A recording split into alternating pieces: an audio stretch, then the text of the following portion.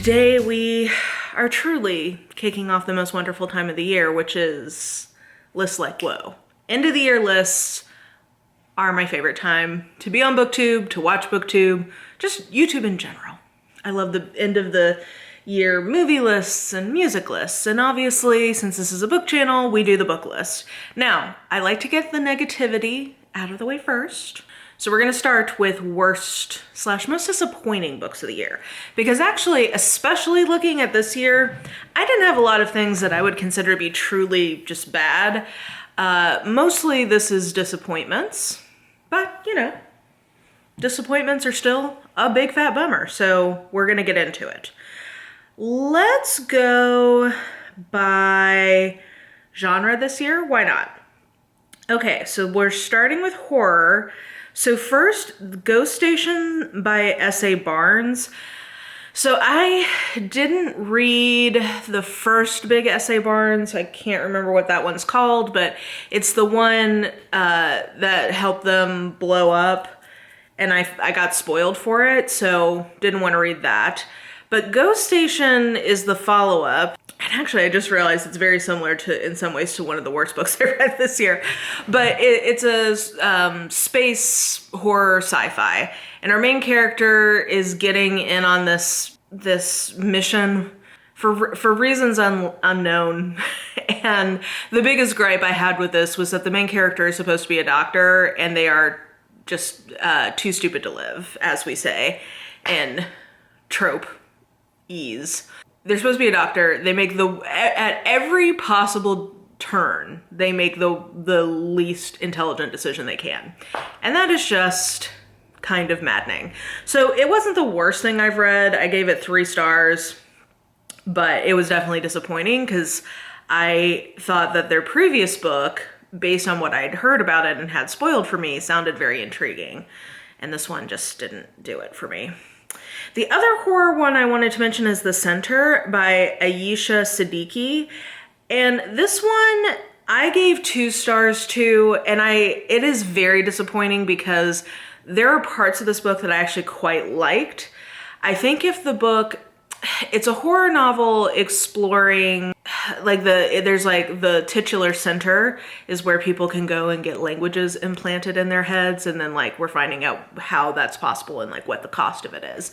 I think if more of the book had been focused on that element, which it kind of was at the beginning, I think that this would have been much more successful for me. But it goes in some directions that I just did not think it did not serve the overall story, I didn't think, or it was just some of the less interesting components of the story. So I know other people really love this one, but I felt like the beginning was super promising, and then it just kind of didn't go anywhere that I thought was interesting. Oh, and also it was very on the nose, now that I'm remembering some of the commentary. Yeah, anyway, metaphorically, I think it suffered. It did not have the richness I would have hoped. Anyway, let's move on to sci-fi dystopia, because that's kind of in the same vein of what we've been talking about. And I just wanted to mention Chain Gang All-Stars by Nana Kwame. I gave this 3 stars. This wasn't bad. I wasn't angry that I read this or anything.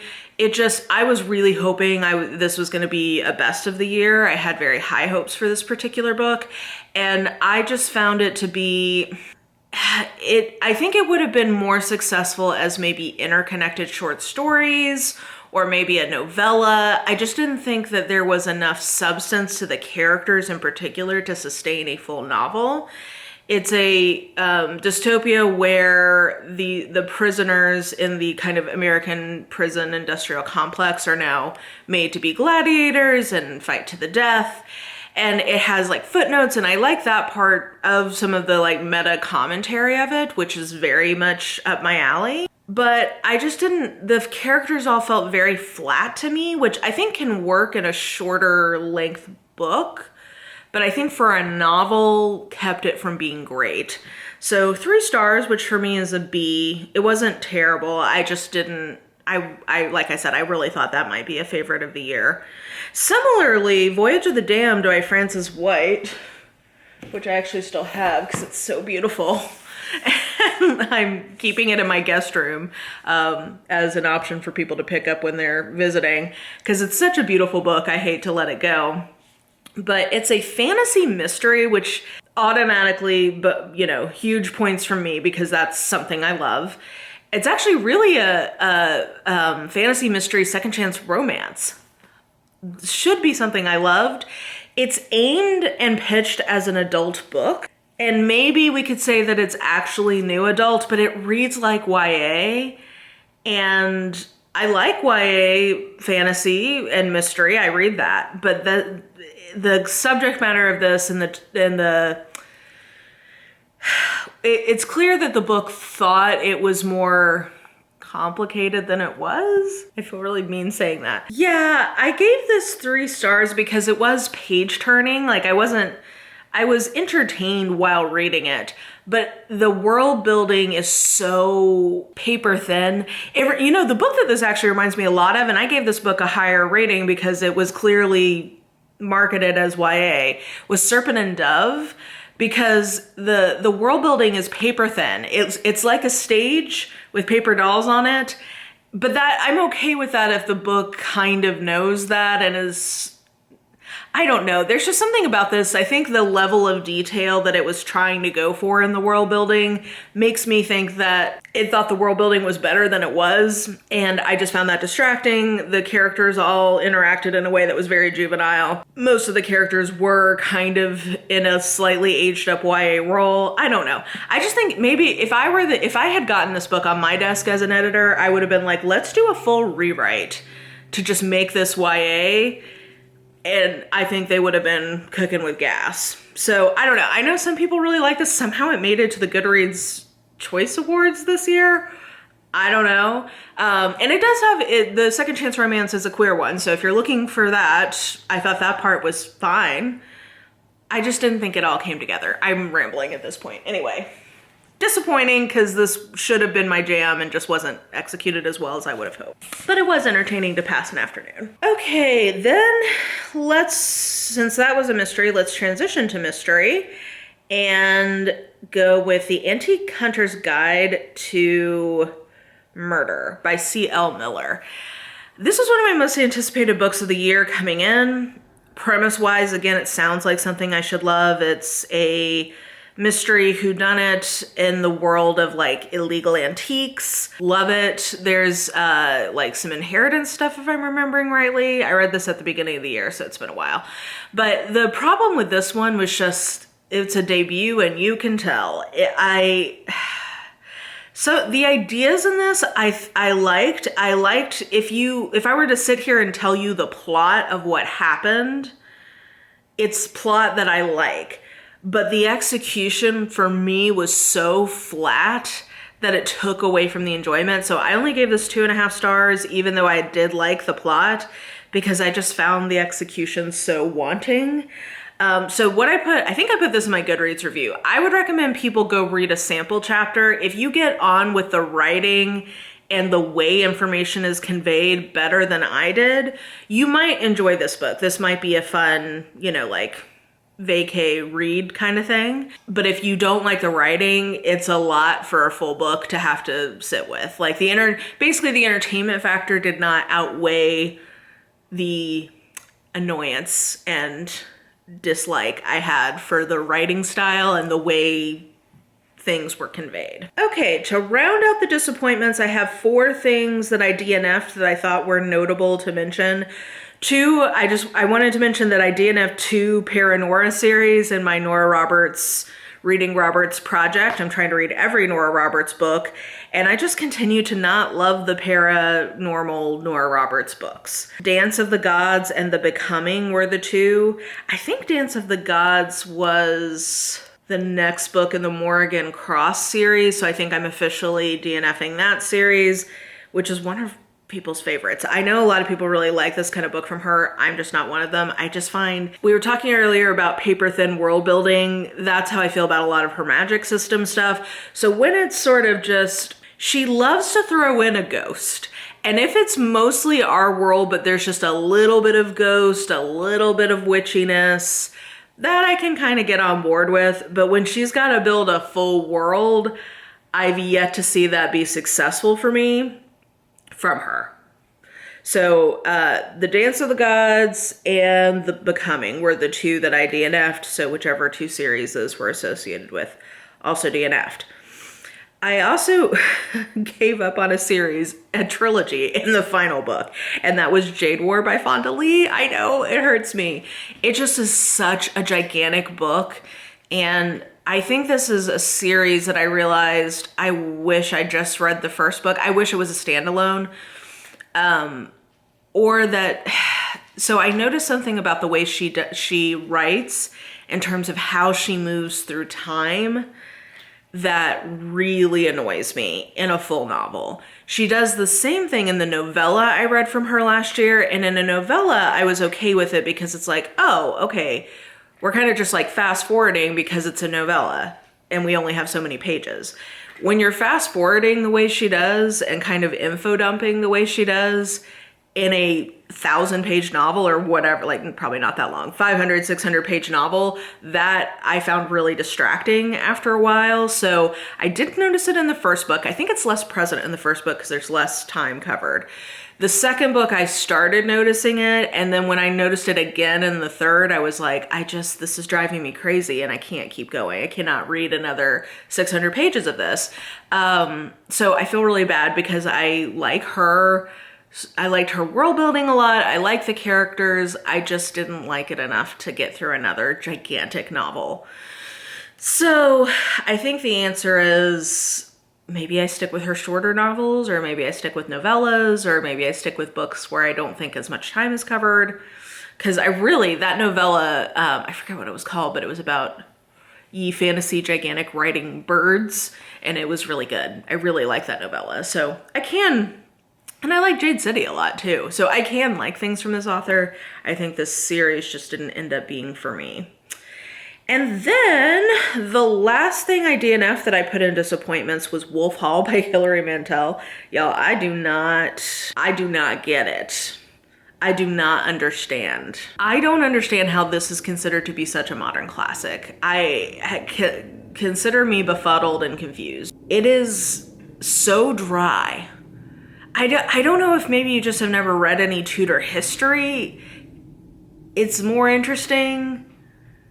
But I don't know, man. Like it was like, okay, I know the history, so you're supposed to be bringing the like interest and flair and like inner dialogue and, you know, making these people I've read about in history books come to life. And donde está the verve? I don't know. I have no idea. And these books are gigantic. I am so confused how these are considered to be such classics. Just go read some Alison Weir Tudor history, good times, and to me, that would be more satisfying. At least for my taste, that's more satisfying. So, not for me. Hashtag very confused. DNFing Wolf Hall and that entire trilogy, and I guess I'm just an uncultured swine who doesn't get why that's such a literary masterpiece. Okay, moving on to the worst. I have 4 books marked as the worst. 3 of them are mysteries. 1 of them is sci-fi horror.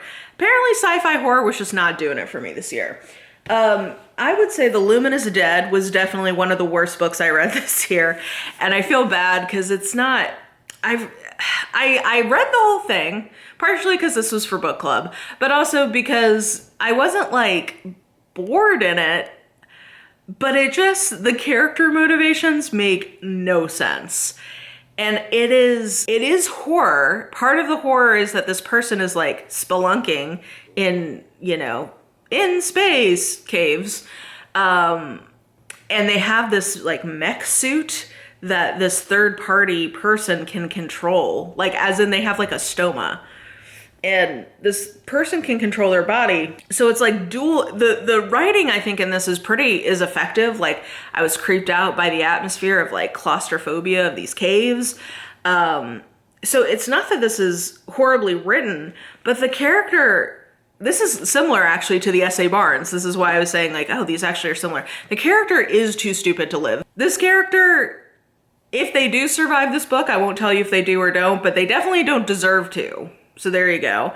And then it's also set up as a romance with the person who's like horrifyingly controlling their body. And so I've said, like in my review, I said that to me, this is like if Jigsaw and Carrie Elwes in the Saw movie fell in love. Like, but the book doesn't seem to, if that was intentional and the book got how creepy that is, that would actually be very horrifying and effective. But the book thinks that this is just like a romance.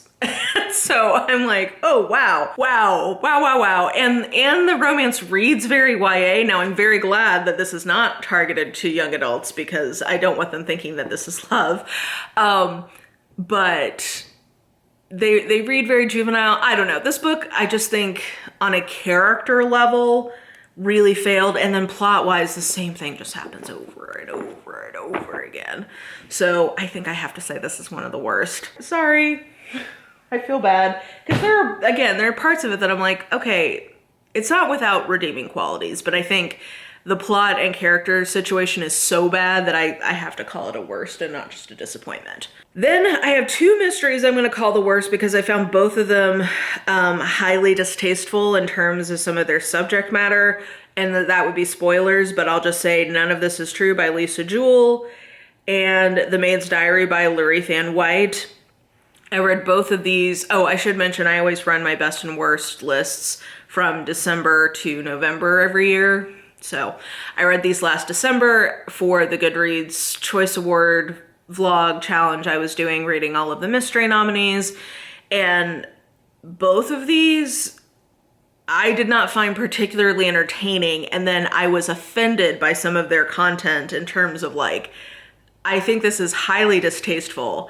And the book's attitude towards it doesn't seem to be seeing this as distasteful.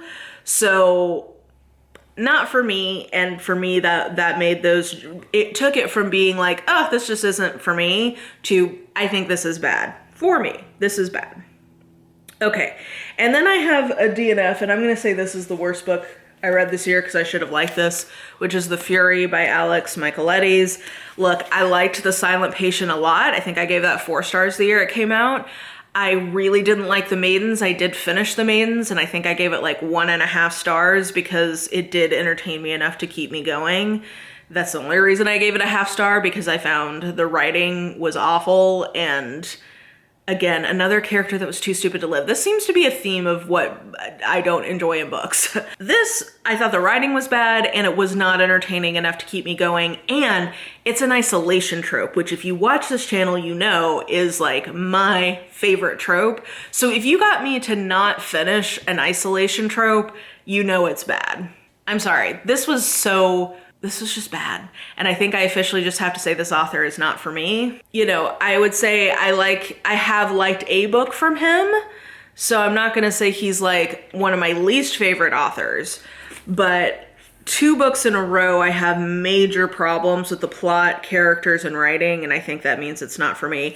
The thing that I find most annoying in the way that this author writes, and I don't know if this was present in The Silent Patient and I just didn't notice it, or maybe I was just okay with it in The Silent Patient, is that he does this like, I get why they're doing, it's like a page turning technique. He makes every chapter, the chapters are short, and then every chapter ends with a dun dun dun line.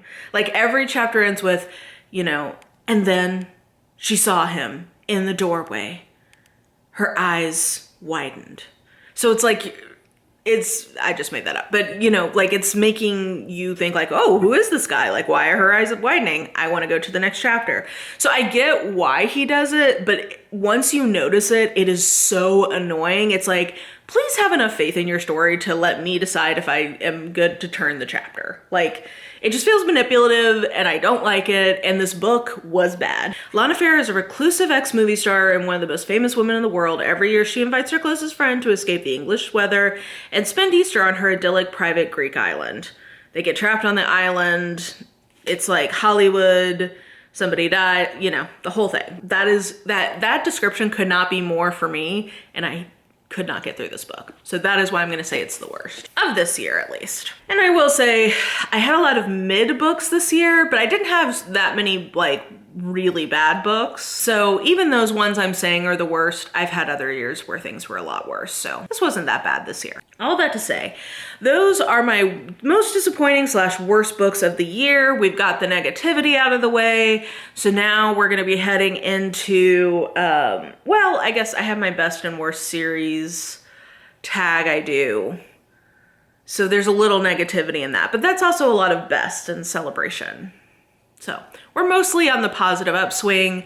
I am doing my list a little bit differently this year, so stay tuned for that. But yeah, let me know what you thought of any of the books I talked about today. If you didn't like them or if you do like them, I'm always interested to hear why people like something that I didn't. So welcome dissenting opinions. Yeah, stay tuned for more lists like whoa. They're coming at you hot and heavy all through December. I think that'll do it for me. I will talk to you guys soon. Hope you're taking care of yourself, take care of each other, and be well. Bye.